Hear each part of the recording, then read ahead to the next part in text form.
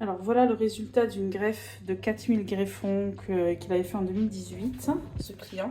Donc son but était quand même d'avoir quelque chose d'assez uniforme entre sa couronne, vous voyez, et son plateau. Donc là vous voyez bien que le résultat il est très éparse. Ils sont obligés d'écarter les greffons pour pouvoir que les 4000 greffons soient répartis sur la totalité du cuir chevelu. Donc forcément, 4000 greffons, ça correspond à environ 8 à 10 000 cheveux maximum, alors que là, sur tout le dessus, le client en a perdu environ 70 000.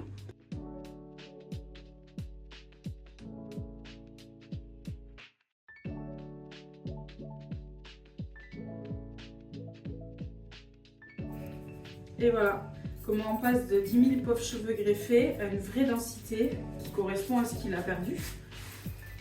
Là, ça doit faire à peu près 70 000 cheveux. Donc là, c'est comme s'il n'y avait jamais eu de calvitie. Voilà, donc là, après, soit vous pouvez les laisser flous comme ça, soit on peut les sécher, on peut les texturiser. En fait, tout est possible. Soit on est quelqu'un de très minutieux, on veut quelque chose de très travaillé, donc on va adapter des coupes très structurées. Soit on peut avoir quelqu'un qui ne se coiffe pas, on lui pose comme ça, il doit juste se les mouiller, il peut partir comme ça, il n'y a pas de souci. On fait ce qu'on veut comme si c'était ses propres cheveux. Et voilà, ça c'est une vraie densité.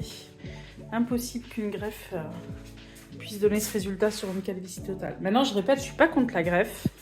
J'ai pas de problème avec la greffe, mais je sais que la greffe est adaptée quand vous avez, par exemple, perdu tout votre devant. À la limite, quand vous avez perdu moins de 30% de votre plateau, il n'y a pas de souci.